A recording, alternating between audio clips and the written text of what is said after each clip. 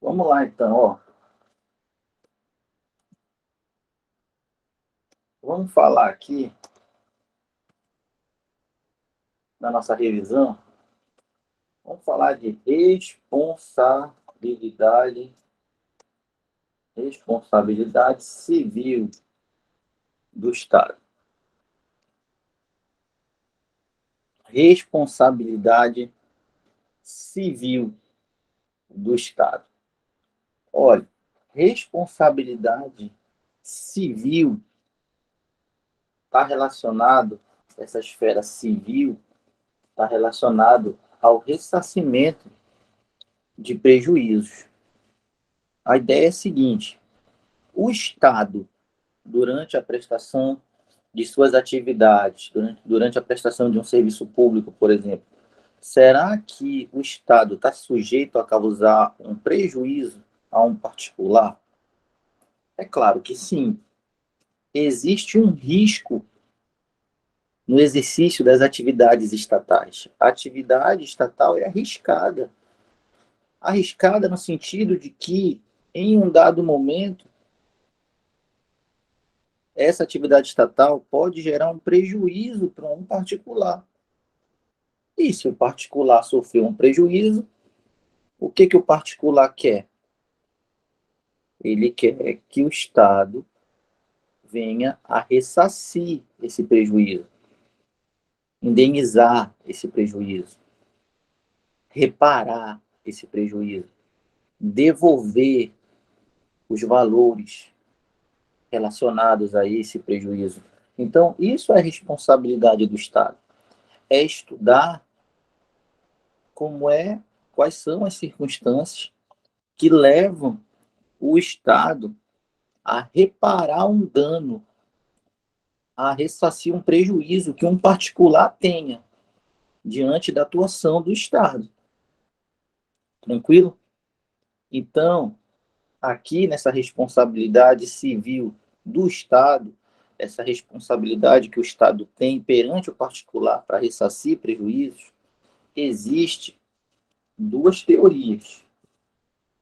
Existe a teoria do risco administrativo, é a regra. Na maioria dos casos se aplica a teoria do risco administrativo. E existe a teoria do risco integral. A teoria do risco integral não é a regra. São casos excepcionais. São casos de exceção. Mas existem essas duas teorias aí. Cada uma dessas duas teorias vai fazer o Estado ressarcir o particular por um prejuízo que o particular tenha sofrido com a atividade estatal de maneira diferente. Para entender essas teorias, a gente tem que saber a diferença entre dolo e culpa. No dolo e na culpa, existe o mesmo resultado. O particular pode sofrer um prejuízo diante de uma atividade praticada pelo Estado. Esse prejuízo pode ocorrer com dolo do Estado ou com culpa do Estado. Como é o dolo? O dolo é quando o prejuízo acontece com a intenção de agir ou de causar o prejuízo. E como é a culpa? Olha, a culpa também gera o prejuízo, mas na culpa não há a intenção de causar o prejuízo, mas o prejuízo aconteceu. Quando é culpa, a gente diz que houve negligência negligência do agente público. A gente diz que houve uma imprudência do agente público. A gente diz que houve uma imperícia do agente público. Ou seja, que foi sem querer. O agente público, em nome do Estado, foi negligente, causou um prejuízo ao particular. Culpa. O agente público foi imprudente, foi imperito, causou um prejuízo ao particular, agindo em nome do Estado. Culpa. Mas, às vezes, o prejuízo ocorre com dolo. Tá? Então, olha só. Para a gente entender a responsabilidade do Estado, a gente precisa conhecer o dolo e a culpa. Eu já apresentei para vocês. Agora, a gente vai para as teorias. Já apresentei o dolo e a culpa. Agora a gente vai para a primeira teoria aqui.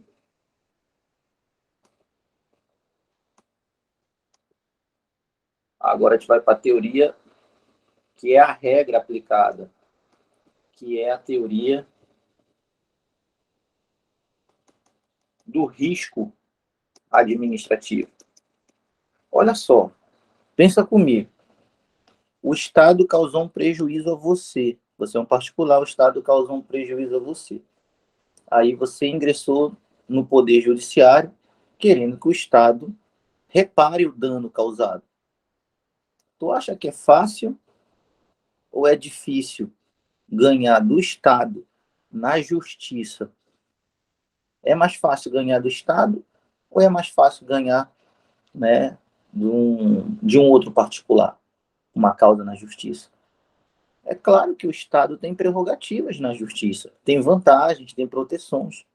Ganhar do Estado é mais difícil do que ganhar de um outro particular qualquer na justiça. Uma coisa é entrar com uma ação contra um particular que causou um prejuízo. Vocês são iguais. São dois particulares. Os direitos e os deveres de vocês são iguais. Outra coisa é entrar com uma ação contra o Estado. O Estado não é igual a gente. O Estado tem prerrogativas que nós, particulares, não temos, principalmente na justiça. Então, ganhar do Estado já é uma tarefa difícil. É por isso que essa teoria do risco administrativo, ela fala que a responsabilidade do Estado é uma responsabilidade objetiva. Responsabilidade objetiva. O que é essa responsabilidade objetiva aplicada na teoria do risco administrativo? Quer dizer que quando é aplicada a teoria do risco administrativo e o particular vem a cobrar o Estado por um dano, esse particular ele não precisa provar na justiça nem que o Estado agiu com dolo, com a intenção de produzir o resultado, e nem que o Estado agiu com culpa, sem a intenção de produzir o resultado. Não precisa comprovar que foi querendo ou que foi sem querer. Só precisa comprovar que houve um dano, que houve uma ação e que houve um nexo causal. Então, é uma maneira de proteger o particular. Essa responsabilidade objetiva não é ruim para o particular, não. É bom, porque na responsabilidade objetiva, o particular não depende de comprovar dolo ou culpa. Não precisa comprovar dolo ou culpa para o Estado ter que se responsabilizar de pagar o prejuízo do particular. Não precisa provar nem dolo nem culpa. Precisa comprovar que houve uma conduta do agente estatal. Essa conduta gerou um dano ao particular e tem que comprovar principalmente que só houve o dano por causa da conduta, ou seja, provar o nexo causal. Provar que só houve esse dano porque teve essa conduta do agente. Então tem que provar o nexo causal. Então, na teoria do risco administrativo, Basta comprovar o quê? Conduta, dano e nexo causal. E o Estado estará obrigado a indenizar esse particular, independentemente desse dano ter sido ocorrido por dolo, com a intenção do agente público de produzir, ou com culpa. Não vai se discutir isso. Isso é bom para o particular, porque o particular não vai precisar discutir se foi querendo ou sem querer. O particular só vai ter que provar que houve um dano, que houve uma conduta do agente e que dessa conduta houve uma ligação com o dano, nexo causal. Só. Então, para o particular, a teoria do risco administrativo é boa, é uma garantia. Porque se o particular tivesse que provar dolo e tivesse que provar culpa, ia ser muito mais difícil de ganhar o Estado na justiça. Então, esse negócio de não precisar comprovar dolo, culpa, se foi querendo, se foi sem querer, o nome disso é responsabilidade objetiva. Responsabilidade objetiva não precisa comprovar dolo, não precisa comprovar culpa. Por isso que o nome é objetivo. Basta comprovar conduta dano e nexo causal. Essa é a teoria do risco administrativo, tá? Do risco administrativo. É a regra. A maioria dos casos se aplica essa teoria aí. Tranquilo? Agora, o que a prova pede é que você saiba o que o edital pediu. O edital pediu que você saiba quem repara o dano. Está lá explícito no edital. Responsabilidade civil do Estado. 2 pontos. Reparação do dano. Então, se a questão que cair domingo não perguntar só essa regra aqui, pode ser que pergunte só essa regra aqui. A questão vai te perguntar quem repara o dano.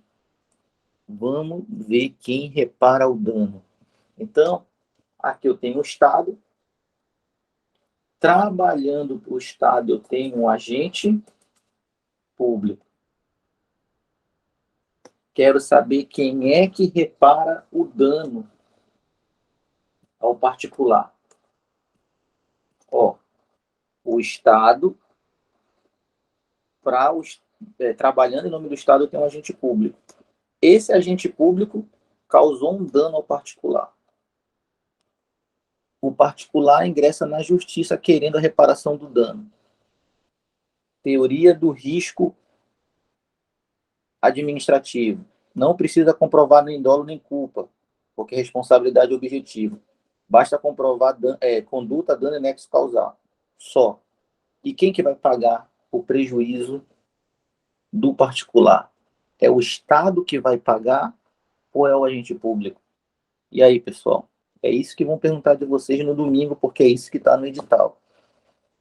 O agente público, agindo em nome do Estado, causou um dano a um particular. Esse particular ingressa na justiça. A responsabilidade é objetiva, não precisa comprovar nem dolo nem culpa, basta comprovar conduta, dano e nexo causal.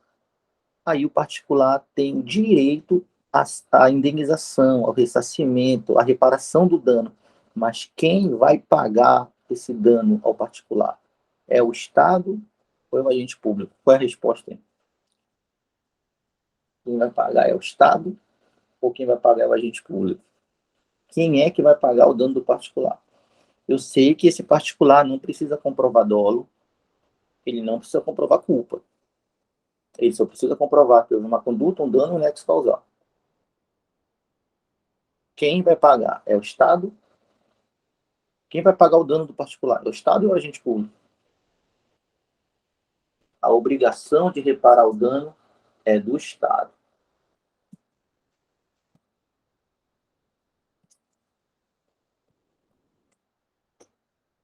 Aí você vai dizer, pô, tá errado isso. Porque quem causou o dano, quem causou o dano? Ó, quem teve a conduta, ó, esse particular tinha um carro. E um agente público dirigindo um carro do Estado bateu o carro do particular. A conduta foi do agente público. Mas quem vai pagar o prejuízo é o Estado, porque o agente público estava agindo em nome do Estado, quem vai pagar o prejuízo é o Estado.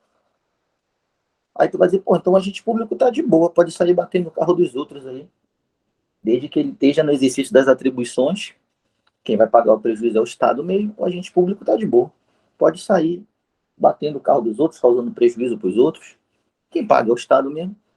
É assim? Claro que não. Realmente, a obrigação de reparar o dano é do Estado. O Estado vai lá e se acerta com o particular. O Estado vai lá e paga o prejuízo do particular. Mas depois disso, o Estado procura o agente público e faz a cobrança desses valores através de uma ação regressiva. Então, cuidado. O agente público, ele está sujeito a pagar o prejuízo. Só que o agente público é cobrado pelo Estado e não pelo particular. Vamos lá, então. O agente público, agindo em nome do Estado, causou um prejuízo ao particular. O particular ingressou na justiça para ter a reparação do dano. O particular não precisa comprovar nem dolo nem culpa do agente público que causou o dano a ele. O particular só tem que comprovar que houve uma conduta do agente e que sem essa conduta não teria dano, ou seja, que tem um nexo entre a conduta e o dano. Comprovando isso, o Estado é obrigado a indenizar porque a responsabilidade é objetiva. Então, o Estado repara, indeniza o dano do particular, mas o agente público não fica de boa, porque o agente público vai ser cobrado através de uma ação regressiva. Quem é que vai cobrar o agente público através de uma ação regressiva? O Estado. Então, o Estado se acerta com o particular e depois o mesmo Estado vai e cobra do agente público através de uma ação regressiva. Então, o agente público não está de boa. A única questão é que o particular não pode cobrar diretamente do agente público. O particular cobra do Estado. Depois, o Estado cobra do agente público através da ação regressiva. Eu quero saber se vocês entenderam essa sequência de quem cobra de quem.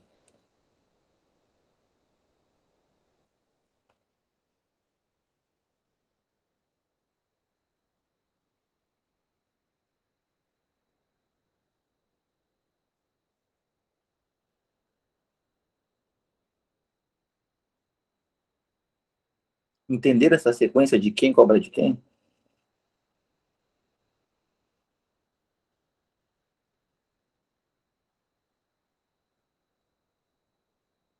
Agora, olha o que eu vou te dizer, para fechar a tampa da panela aqui.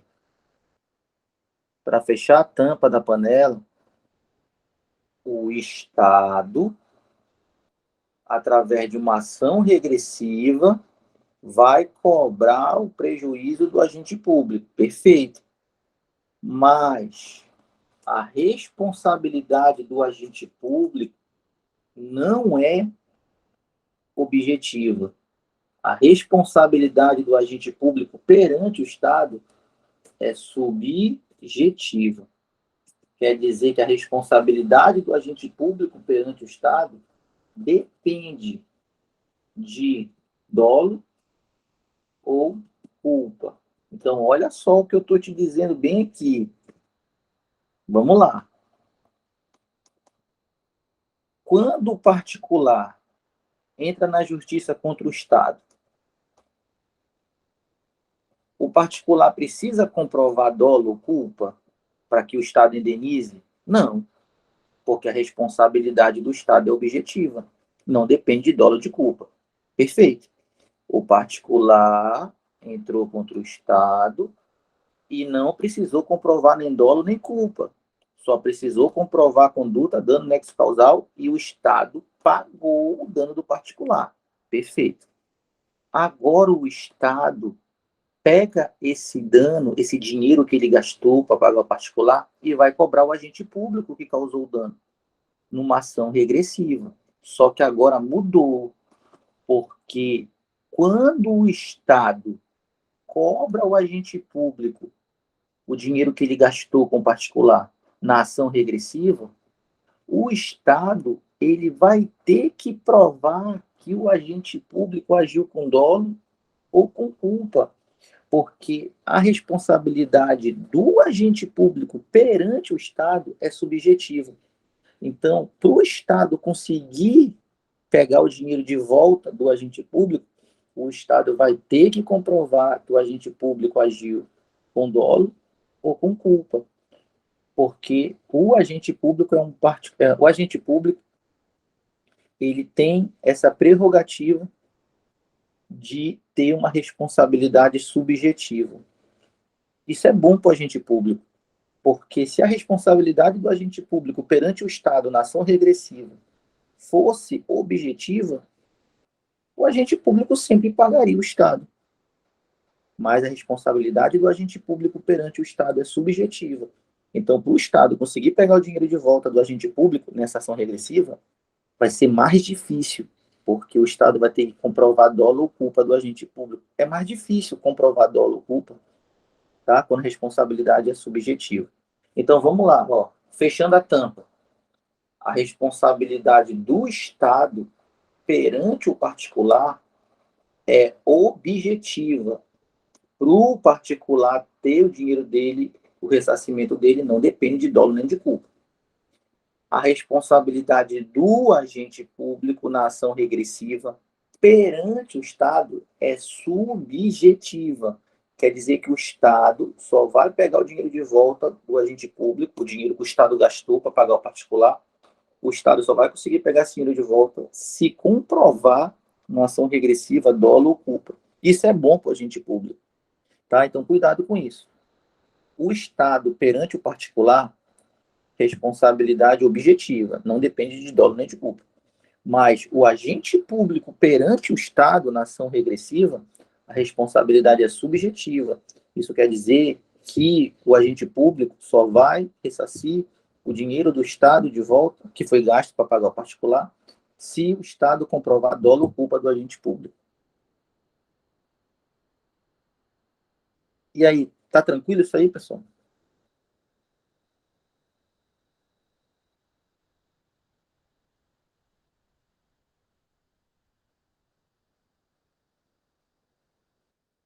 E aí, vocês conseguiram acompanhar esse raciocínio aí?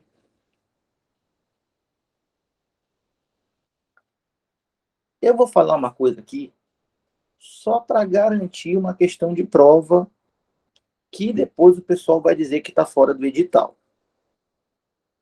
Mas eu quero garantir, tá? Se vier exatamente o que o edital pediu, vai cair esse negócio do Estado perante o particular, para te dizer que a responsabilidade é objetiva, não depende de dolo nem de culpa, ou do Estado perante o agente público na ação regressiva. Aí você vai dizer que a responsabilidade é subjetiva e depende de dolo e de culpa. O certo é perguntar isso, porque é isso que está no edital. Mas, se cair um pouco além, não adianta entrar com recurso, porque eles vão dizer que aquele tópico era exemplificativo e tinha que saber tudo. Então, eu vou falar um pouquinho além aqui, eu vou falar da teoria do risco integral, que é uma teoria excepcional. Então, só para a gente fechar aqui, só para garantir, nessa teoria do risco administrativo, que a gente acabou de estudar, existem excludentes, excludentes, excludentes de, excludentes que, quando ocorrem essas excludentes, a responsabilidade é extinta. O nome é excludentes de responsabilidade. Então, são casos que, se ocorrerem, o Estado não vai pagar nada. Não depende de dolo, não depende de culpa, não depende de conduta, de dano, de nexo causal, não depende de nada. O Estado não vai pagar o particular se acontecer um desses casos. Se acontecer a culpa exclusiva da vítima. Culpa exclusiva da vítima. Se ficar comprovado culpa exclusiva da vítima, esquece, o Estado não vai pagar o dano do particular. O particular vai lá ver o carro oficial vindo, pode ser uma ambulância, uma viatura, um carro do TJAP, um carro do Ministério Público, um carro do Estado, né? Aí o particular vai e se joga na frente do carro. Sofreu um dano, quebrou uma perna, morreu. Aí vem a família, ou o próprio particular, se estiver vivo, e cobra o prejuízo, alegando responsabilidade objetiva, dizendo, ó, não depende de dolo ou de culpa. Se o motorista me bateu, se foi querendo ou sem querer, não importa, responsabilidade objetiva. Teve uma conduta do agente, teve um dano, que foi minha perna quebrada, e teve um nexo causal, porque se o carro não tivesse me batido, não tinha quebrado minha perna. Então eu quero a indenização. Só que se ficar comprovado que a culpa é exclusiva da vítima, ou seja, que a vítima exclusivamente deu causa ao acontecimento, se jogando na frente do carro, por exemplo, o Estado não paga nada, mas tem que ficar comprovado isso na ação, que houve a culpa exclusiva da vítima. Se for a culpa exclusiva da vítima, o Estado não paga nada. Isso quer dizer que existem excludentes de responsabilidade, situações que, se ocorrerem, o Estado não vai pagar nada. Ele fica livre da responsabilidade. Quais são outros casos de excludente? Vocês conhecem outros casos que, se ocorrerem, mesmo existindo um dano, o Estado não vai pagar e porra nenhuma? Além da culpa exclusiva da vítima, quais são outros casos que, se ocorrerem, o Estado está livre da responsabilidade? Quais são outros casos? O júdice aí, sabe algum outro caso que exclui o Estado da responsabilidade de indenizar o particular? Além desse daí de culpa exclusiva da vítima, tem algum outro caso? Ó, caso fortuito, caso fortuito e força maior.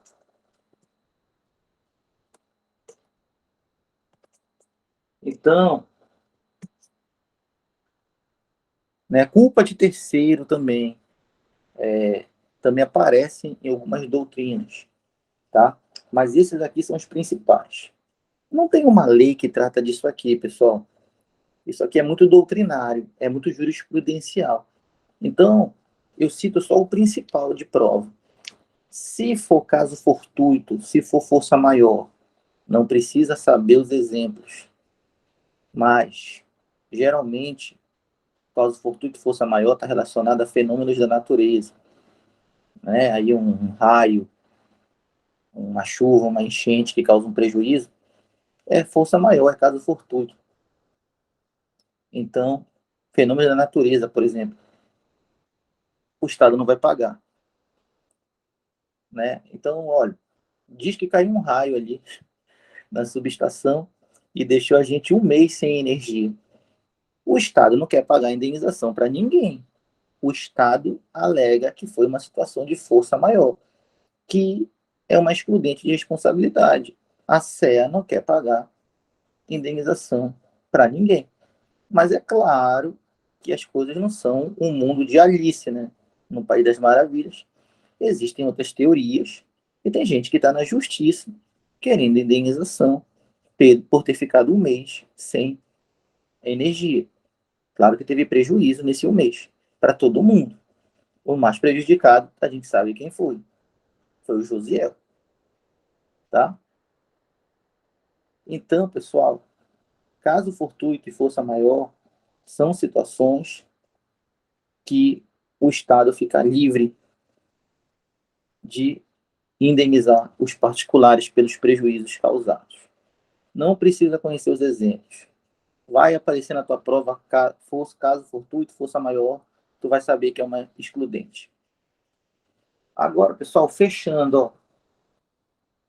Se cair na tua prova, teoria do risco integral, aí o examinador já quer falar para ti do Estado como um garantidor universal.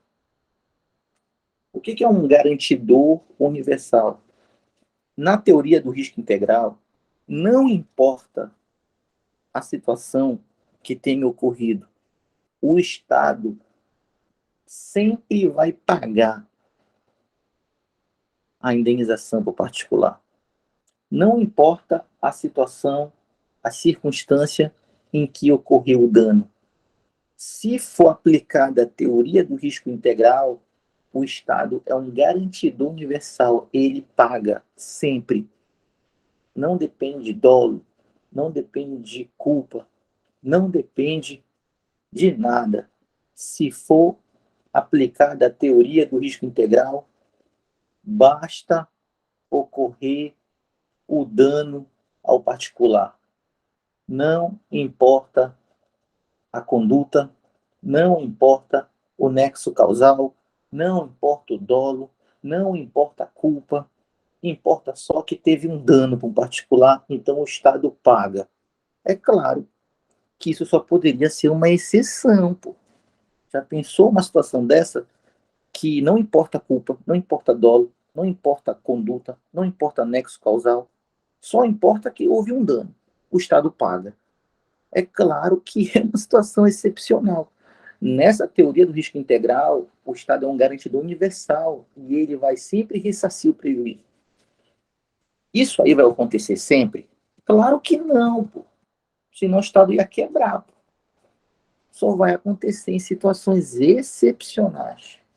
Então, pessoal, quais são os casos excepcionais que não importa a circunstância, se houve um dano, o Estado vai pagar esse dano particular, porque o risco é muito grande dessa atividade. Então, o Estado tem que garantir todas as possibilidades que possam ocorrer de dano, de tão arriscada que é a atividade. Dano nuclear. Atividade nuclear é muito arriscada. Atividade nuclear é muito arriscada. Se o Estado resolveu mexer com substâncias nucleares, então ele assumiu esse risco. E se em qualquer circunstância algum particular vier a sofrer danos por causa de uma atividade nuclear do Estado, esse particular, não importa se foi com dolo, se foi com culpa, não importa se teve conduta, se teve nexo causal, não importa. O Estado vai garantir a indenização desse particular. Tranquilo? O exemplo mais conhecido de dano, né, aconteceu em Goiás, né, nos anos 90. Não descartaram corretamente, né, a substância radioativa da máquina de raio-x do hospital, deixaram lá no lixo normal. Aí veio umas crianças, viram essa substância, né, que reluzia uma cor esverdeada, parecia um sabre do Jedi, né? Olha, é fosforescente, olha essa luz. As crianças rápido deram um jeito de quebrar o tubo, pegaram o pó radioativo, passaram neles, andaram de ônibus, passaram nas outras pessoas. É claro que todo mundo morreu e quem teve contato com essas crianças também morreu. E quem não morreu ficou com sequelas. E é claro que essas pessoas que morreram também tiveram que ser enterradas em situações diferenciadas, né? Porque a radioatividade fica atuando ali nos corpos durante um bom tempo. Então, essas crianças, não importa como elas conseguiram esse tubo de material radioativo, era dever do Estado descartar corretamente. Não importa quem deixou lá. As crianças pegaram e o Estado teve que indenizar todo mundo que teve prejuízo, porque é uma atividade nuclear.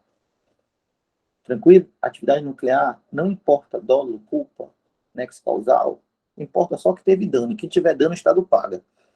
Então já sabe, né? Quiser uma indenização certa, procura aí algum hospital, pega a máquina de raio-x, não importa se tu invadiu o hospital. Não tem excludente de ilicitude. A pessoa invadiu o hospital, pegou a máquina de raio-x, tirou o tubo radioativo, se passou e morreu. O Estado vai ter que pagar a família dessa pessoa pelo prejuízo. Não tem esse papo de culpa exclusiva da vítima, porque é teoria do risco integral. Então, na teoria do risco integral, não existe excludentes de responsabilidade. Não existe excludentes de responsabilidade. Não tem dessa de força maior. Ah, foi uma chuva, foi um trovão, foi um raio que deu na usina nuclear do Estado, né? E causou um acidente nuclear. O Estado vai pagar todo mundo que teve um prejuízo por esse acidente nuclear. Não importa se foi a chuva, se foi um raio, se foi força maior, se foi caso fortuito, não tem excludente de licitude. Tá tranquilo isso? Danos ambientais também. Dano ambiental. Dano ambiental, o Estado também é um garantidor universal. Dano nuclear também. E aí, tá tranquilo? Essa teoria do risco integral é exceção. Tu só vai falar disso se cair na prova falando disso. Se não falar dessa teoria do risco integral, tu desconsidera isso e tu vai pensar só na teoria do risco administrativo, que é a regra. Na teoria do risco administrativo tem excludente de responsabilidade. Agora, se a prova falar com todas as letras, considerando a teoria do risco integral, aí tu vai saber que está falando de uma questão que não admite excludente de responsabilidade, que o Estado é um garantidor universal, que só acontece em casos excepcionais, e que não importa o que aconteça, o Estado paga, porque a atividade é muito arriscada, e o Estado assumiu esse risco.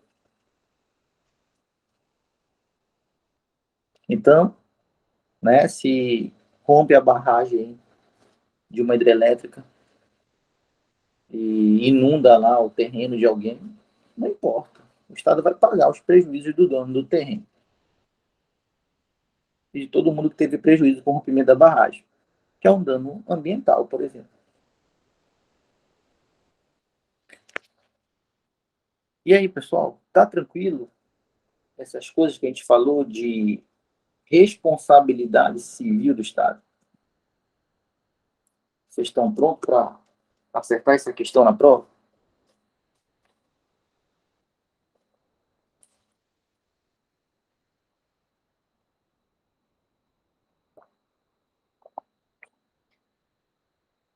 Aqui a gente está falando o que tu precisa saber para a prova. Com certeza deve ter mais matéria do que isso aí. Se você estiver estudando sem edital, durante a nossa preparação aqui, sem edital, a gente tem uma turma que estuda toda quinta-feira, a partir das 11 horas. Toda quinta-feira a gente estuda. E aí a gente vê todas as possibilidades. Mas, numa reta final de preparação para uma prova que é domingo, aí a gente vê o que precisa para acertar a questão. São situações diferentes. Tá? Então, uma coisa é uma aula sem edital, outra coisa é uma aula para uma prova que é daqui a 2 dias. Então, a gente está vendo aqui o que tu precisa saber para a prova. A gente não está esgotando o assunto, porque a gente precisa de uma boia. Já pensou, tu tá lá no meio do rio sem uma boia? Né? Mas se tu tá no meio do rio tem uma boia, tu se segura nela. E espera até as ondas te levarem para uma praia. E é assim na hora da prova. A questão é um oceano, é um rio grande, fala de muita coisa. Mas tu vai estar seguro na tua boia. Qual é a tua boia? Essas informações que eu dei aqui, elas são o teu salva-vida. O resto é só um monte de água te cercando. Tu não pode se amedrontar. Confia no teu caderno, deixa ele debaixo do braço e ele vai te sustentar. É assim que funciona. Querer mais do que isso, é melhor procurar investir em um mercado mais seguro, porque concurso público exige um risco em se marcar uma questão. Todo mundo vai marcar com um grau de dúvida. Pode ser um grau maior, um grau menor de dúvida. Mas todo mundo marca com certo receio. Se quiser uma atividade, né, que tem um grau de certeza maior, é melhor buscar outra área para atuar. Toda questão tu vai marcar com certo receio. E tu vai perdendo esse receio ao longo do tempo, quanto mais tu fizer questões. Mas sempre vai existir um receio mínimo. Né? E eu resolvo questões, acho que acerta e clico no que concursos lá. De vez em quando eu erro. Tem um grau de receio, né? Assim, ó, eu acho que é essa aqui. Mas vamos saber só depois que apertar o botão aqui. Sempre tem um grau de receio. Então, tudo se confia na tua boia, que são as informações do teu caderno. O resto é só água que está te cercando ali. Não pode ficar com ele. Espero que vocês tenham entendido aí essas metáforas que eu fiz aí, né? Pô, fazer concurso, o cara quer me afogar, pô. Não pode entender.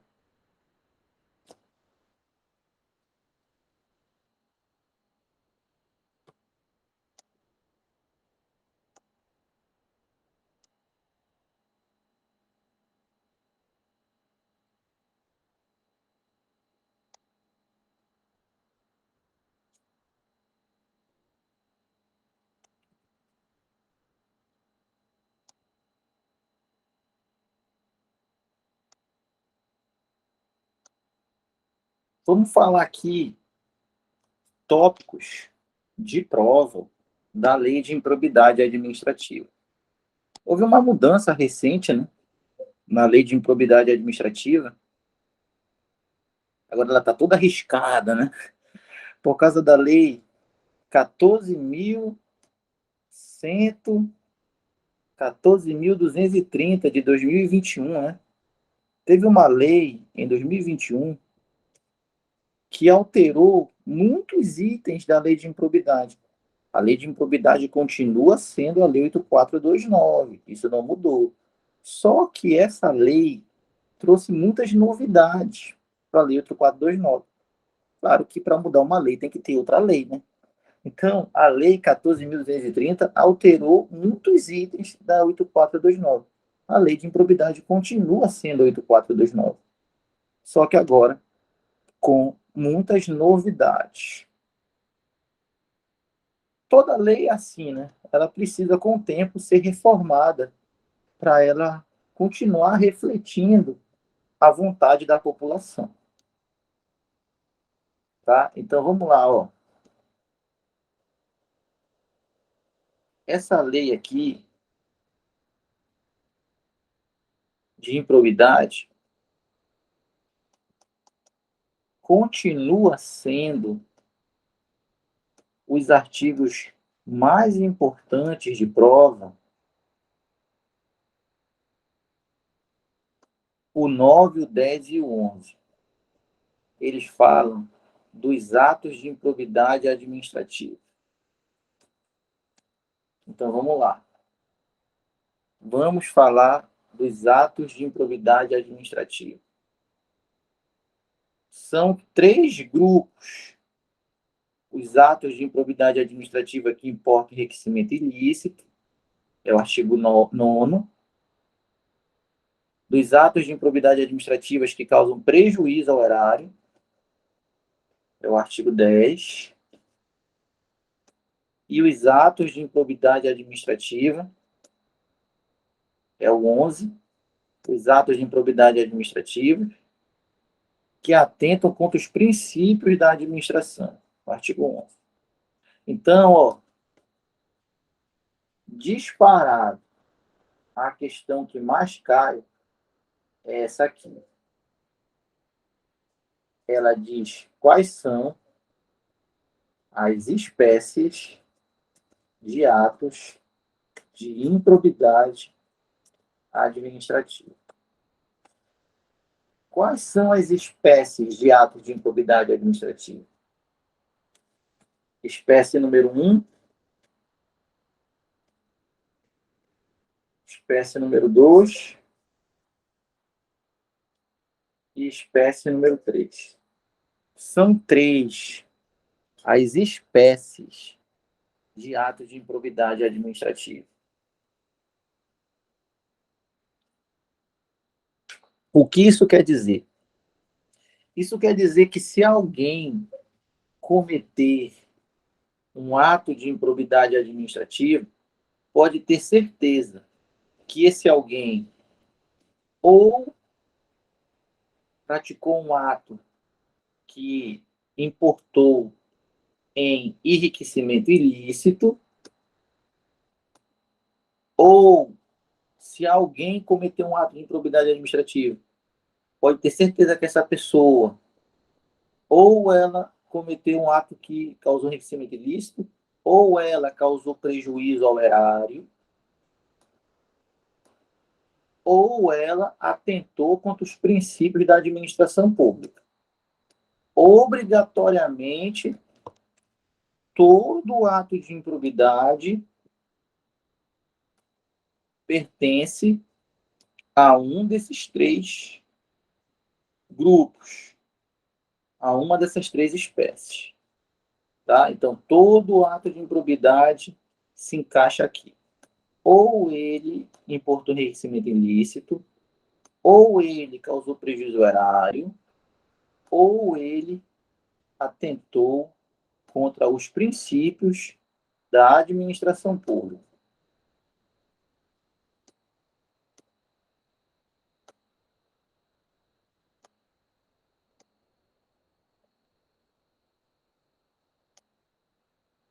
Tá tranquilo isso aí, pessoal? Vocês conseguiram aí reconhecer as 3 espécies de atos de improbidade? Atos que importam enriquecimento ilícito, atos que causam prejuízo ao erário e atos que atentam contra os princípios da administração. Muita gente pergunta o que é o erário. Erário é uma palavra bonita para chamar o patrimônio público. O conjunto de tudo o que é público compõe o erário. Tranquilo? Então, todo item que pertença ao patrimônio público faz parte do erário. Móveis, imóveis, dinheiro, não importa. Compõe o erário. Tranquilo? Então, olha só. Essas são as 3 espécies de atos de improbidade. Ainda agora, né? Quem fala assim é o Júdice, né? Ele fala, ainda agora, né?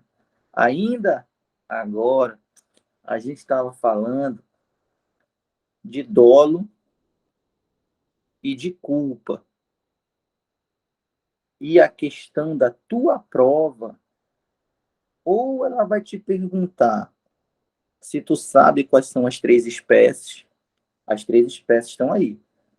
Importa enriquecimento ilícito, causa prejuízo ao erário e atenta contra os princípios. E esse tema está na lei, hein? É só esses 3, porque esse tema tem uma lei. Então aqui não é doutrina, aqui é a lei. Então, ou vai te perguntar quais são as 3 espécies, são essas 3, ou a questão vai te perguntar dessas 3 espécies, qual é a espécie que admite dolo e culpa? Dolo e culpa. A questão vai te questionar, a questão vai te perguntar, né? Vai te indagar. Qual dessas 3 espécies pune o agente tanto pelo dolo quanto pela culpa? E aí você vai ter que saber qual dessas 3 pune tanto pelo dolo quanto pela culpa. Então, olha só. A pessoa está sendo acusada de um ato de improbidade que gerou um enriquecimento ilícito. Importa se esse enriquecimento foi com dolo, ou seja, se foi querendo, ou se esse enriquecimento foi com culpa, ou seja, se ele enriqueceu sem querer. Não importa isso para a lei de improbidade na hora de punir a pessoa? É uma pergunta. A pessoa está sendo acusada de um ato de improbidade que causou prejuízo ao erário. Importa se essa pessoa causou prejuízo ao erário com a intenção de causar o prejuízo, com dolo, ou se causou prejuízo ao erário sem querer, com negligência, imperícia, imprudência, com culpa. Isso importa na hora de punir a pessoa pelo ato de improbidade, na hora do juiz aplicar a pena? A pessoa atentou contra os princípios da administração, é um ato de improbidade, ela está sendo acusada. Importa se ela fez isso querendo, dolo, ou se ela fez sem querer, culpa? Essa é a pergunta da tua prova. Com a alteração da lei, eu te falei que teve uma lei que alterou tudinho, né? A lei de improbidade. Agora, desde 2021, só vai ser punido por um ato de improbidade, não importa se é enriquecimento ilícito, não importa se é causar prejuízo erário, não importa se é atentar contra os princípios da administração, qualquer um dos três, não importa. A pessoa só vai ser punida se ficar provado que ela agiu com dolo. Ou seja, a pessoa só é punida pelo ato de improbidade se durante a ação judicial, que é uma ação civil por ato de improbidade, ficar provado que ela cometeu o ato com a intenção de produzir o resultado, ou seja, que agiu com dolo. Eu estou te dizendo que se a pessoa responde por ato de improbidade, qualquer um dos três, enriquecimento ilícito, que causou prejuízo erário, atentar contra os princípios, não importa, qualquer um dos três. Se a pessoa responde, está respondendo lá uma ação de improbidade no judiciário, perante o juiz. Se essa pessoa conseguir provar, através da defesa dela, que ela agiu com culpa, ou seja, enriqueceu ilicitamente sem querer, coitada, foi imprudente e acabou enriquecendo ilicitamente. Culpa, causou prejuízo ao erário sem querer, coitada, foi com culpa, ela foi negligente e acabou causando prejuízo ao erário, coitadinha. Se ela provar que atentou contra os princípios sem querer, com culpa, ela foi imperita, imperícia, e causou e atentou contra os princípios. Se provar que foi com culpa, a pessoa está livre da condenação, ela vai ser absolvida, porque a lei de improbidade só pune a pessoa que agiu comprovadamente dentro da ação, tem que provar que a pessoa agiu com dolo. Se a pessoa provar que agiu com culpa, ela está livre da responsabilidade. Ela não vai ser punida. E aí, eu quero saber de vocês o seguinte: tá justo? Tá justo isso? A lei só punir quem agiu com dolo, quem provar que agiu com culpa, tá livre. Tá justo isso? É só um questionamento, né? Assim, para a gente aguçar um pouco o nosso raciocínio sobre improbidade administrativa. Eu não sei se é justo ou injusto, mas eu só sei que é assim. Para ser punido pela lei de improbidade, tem que ficar comprovado que agiu com dolo. Se ficar comprovado que agiu sem querer, com culpa, não importa se enriquecimento ilícito, causou prejuízo errado, atentou contra os princípios, se provar que foi sem querer, foi com culpa, com negligência, imperícia, imprudência, a pessoa está livre, está absolvida. Tem que provar o dolo. Quero saber se vocês entenderam essa questão da prova aí. Essa questão está na prova.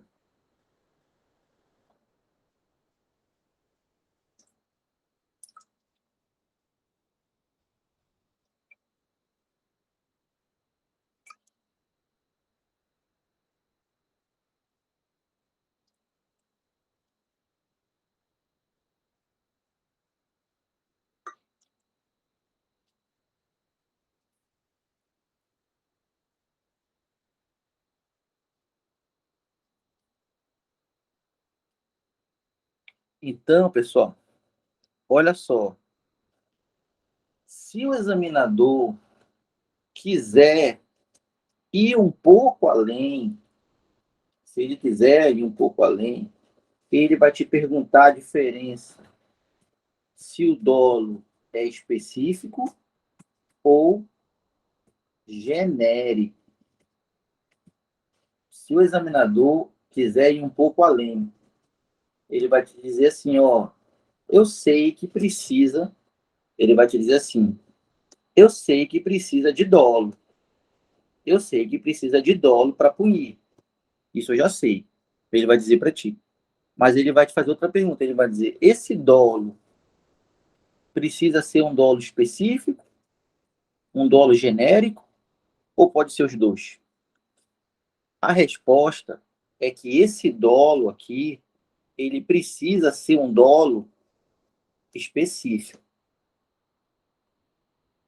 Se for um dolo genérico, não vale.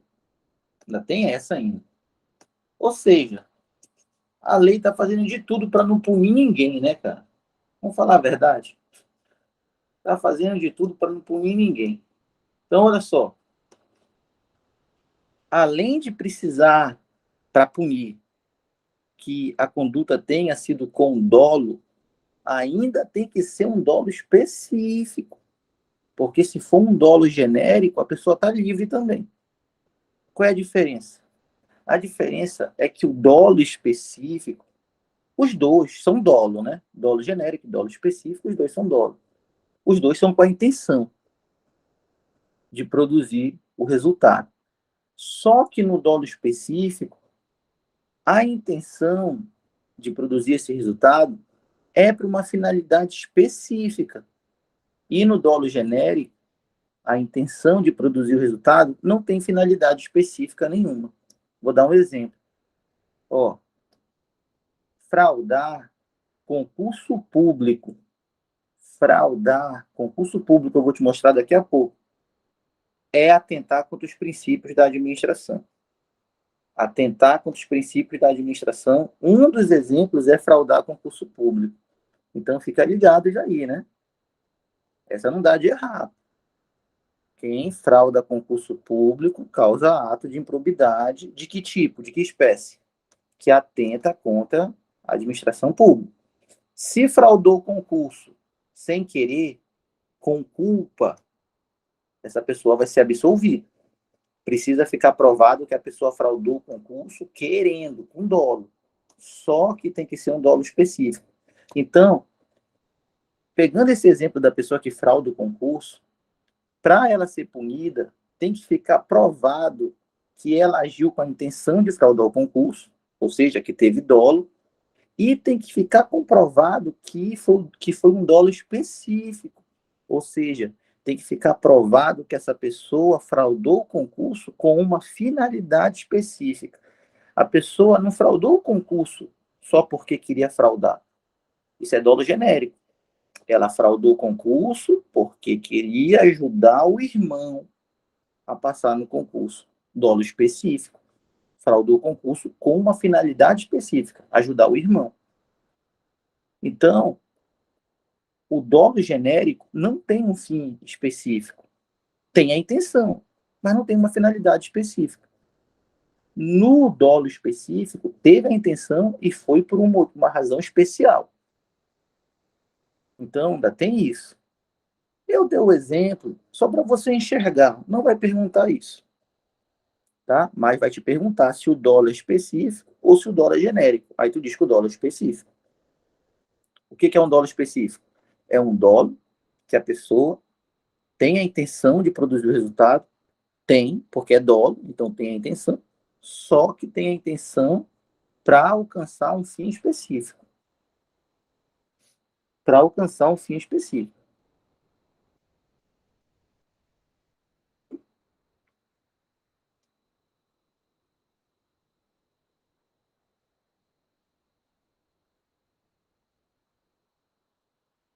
Tem que ficar provado isso na ação.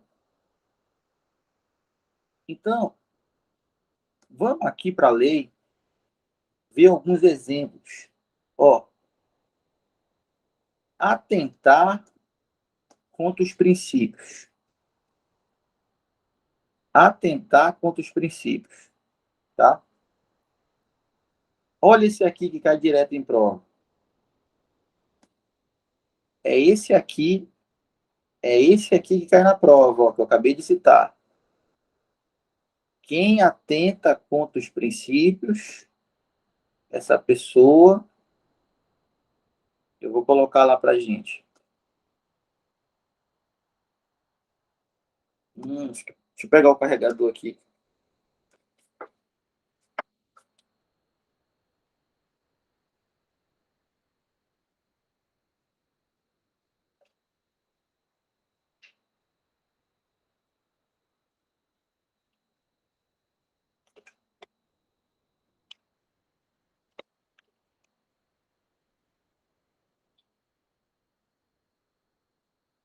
Ó, atentar contra os princípios. Esse bem aqui, ó. Frustrar em ofensa à imparcialidade o caráter concorrencial de concurso público, de chamamento ou de procedimento licitatório, com vistas à obtenção de benefício próprio, direto ou indireto, ou de terceiro. Por que diz assim, ó? Com vistas à obtenção de benefício próprio, com vistas à obtenção de benefício próprio, direto ou indireto de terceiros. Porque esse com vistas é a finalidade. O cara frauda o concurso público com o objetivo de obtenção de benefício próprio, direto ou indireto, ou de terceiros. É a finalidade. Ou seja, é aí que está o dolo específico. Não é fraudar o concurso público por fraudar. O dolo tem que ser específico. Tem que ser fraudar para beneficiar a si mesmo ou terceiros. Tranquilo? Também fraudar procedimento licitatório. Fraudar a licitação também atenta contra os princípios. Tá?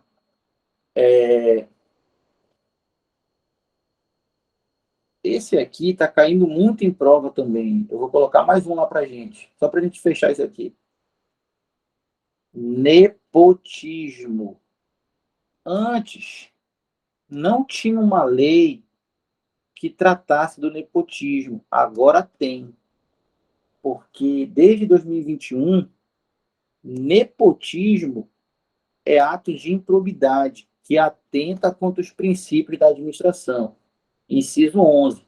Nomear cônjuge, companheiro ou parente em linha reta, colateral por afinidade, até o terceiro grau, inclusive, né, para cargo de direção, chefia, assessoramento ou para exercício do cargo em comissão.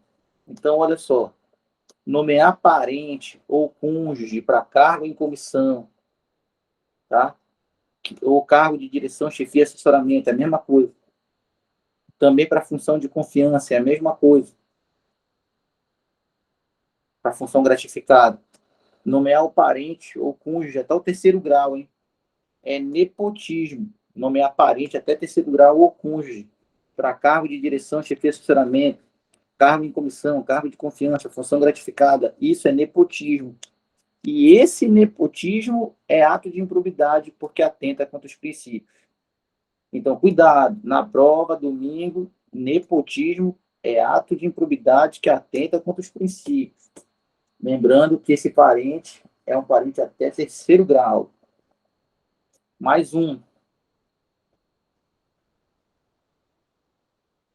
pegar mais um aqui, só para a gente fechar esse aqui.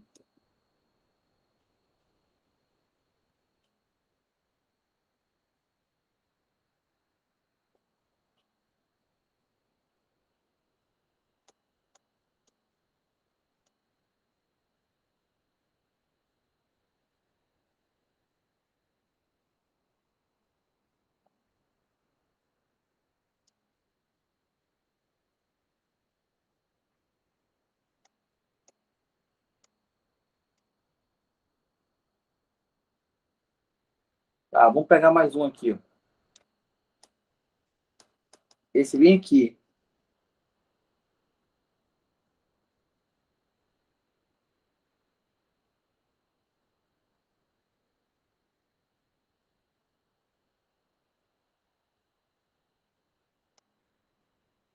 Tem que tomar cuidado com esse aqui, ó.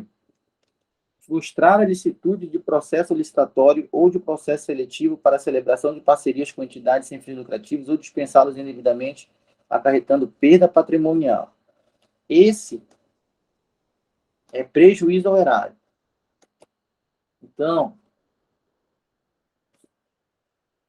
muito cuidado, porque, ó, muito cuidado bem aqui, ó.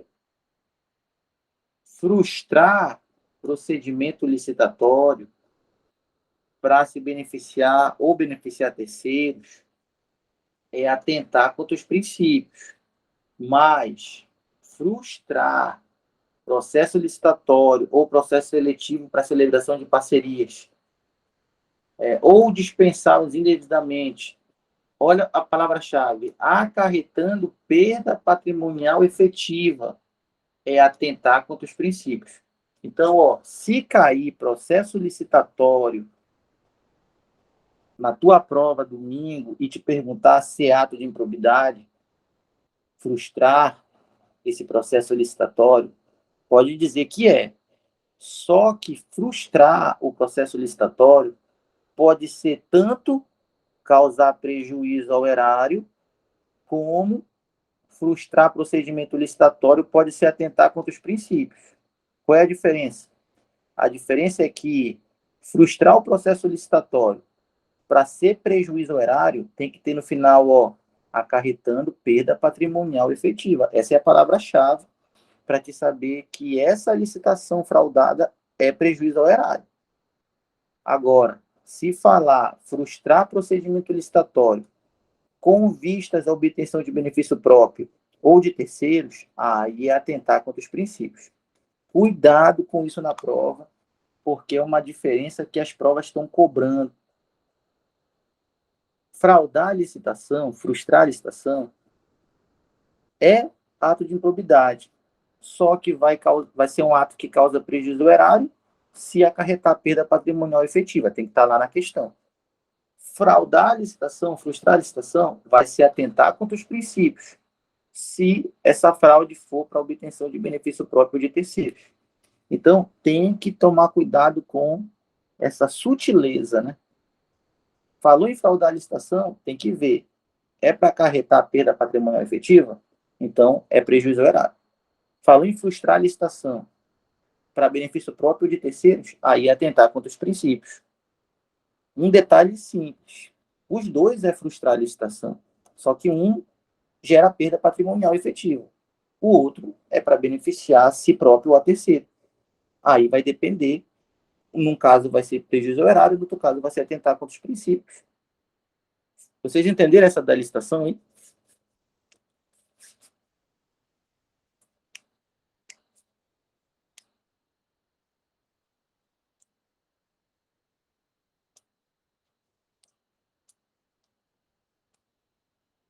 Beleza.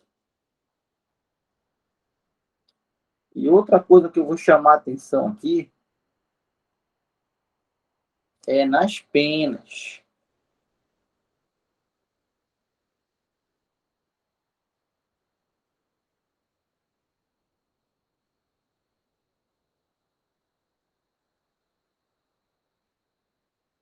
Ó,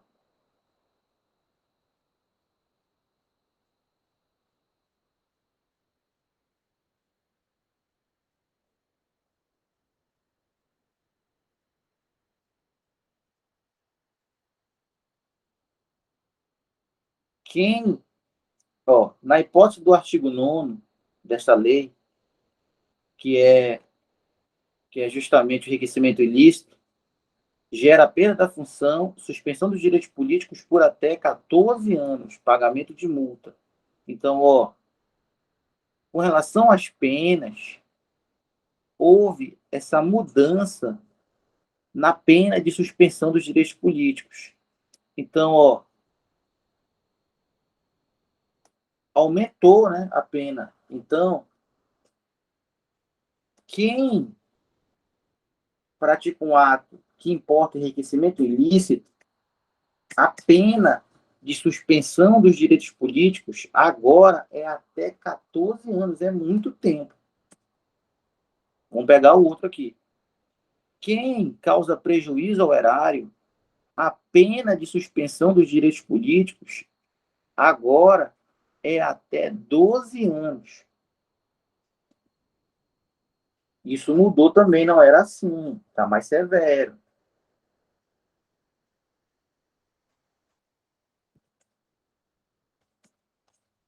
Tá? Isso mudou.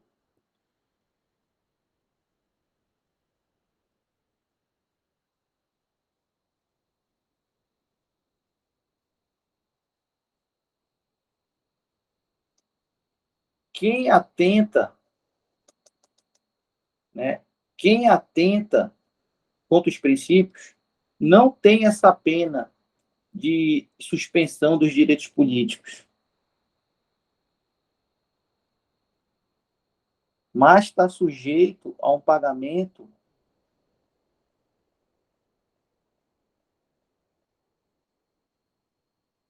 de multa de até 24 vezes o valor da remuneração percebida pelo agente.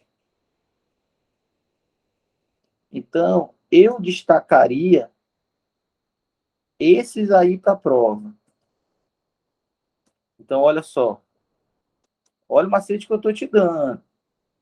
Chegar lá no dia, tem muita coisa que pode perguntar, mas isso aqui é a boia. É aquela informação que tu vai te agarrar nela para eliminar os itens. Se eu botasse a tabela aqui com todas as punições, a aula não acabaria hoje. Tu já ficaria perdido para domingo. Porque, pô, muita informação e tal, eu não estudei isso e tal, não estou pronto. Mas eu estou te dando só a informação que tu vai olhar para o item e dizer, opa, esse aqui eu sei que é 14 anos. Aí, e tá errado aqui, tu elimina. Esse aqui eu sei que é 12. Entendeu? Eu estou te dando a informação que vai salvar a questão, que vai te ajudar a eliminar itens. Entendeu? Porque se fosse para ver a tabela toda, eu te deixava doidinho aqui. Então, ó, suspensão dos direitos políticos para quem comete ato de improbidade que importa enriquecimento ilícito até 14 anos. Não é 14, é até 14. Pode ser 5, pode ser 6, pode ser 7, 8, 9, 10, até 14. Quem causa prejuízo erário, a pena de suspensão de direitos políticos é até 12. Tá? Quem atenta contra os princípios não tem a suspensão dos direitos políticos, mas tem multa. E essa multa, ela mudou também, não era assim. Agora é. Como é a multa de quem, né, como é a multa de quem atenta contra os princípios? Uma multa civil de até 24 vezes o valor da remuneração do agente público. 24 vezes, tá? Então, fica ligado nesses três, porque eu analisei as questões recentes, são os três que mais estão solucionando as questões. Tá? Então, se perguntar de penas, se liga no enriquecimento ilícito, suspensão dos direitos políticos até 14 anos. Se liga no causar prejuízo ao erário, suspensão dos direitos políticos até 12, diminuiu 2. Atentar contra os princípios não suspende direitos políticos, mas tem uma multa. Uma multa de até 24 vezes o valor da remuneração do agente público que atentou contra os princípios. Olha, vou te dar um exemplo.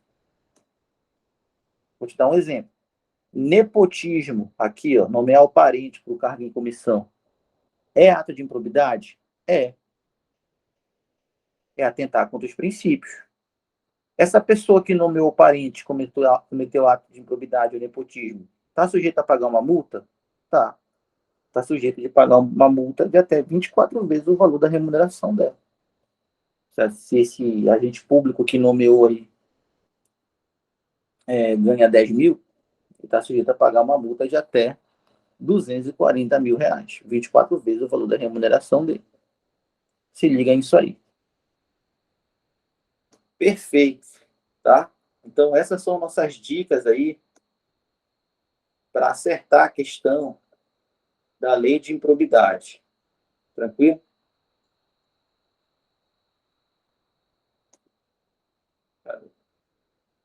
Então, pessoal, olha só.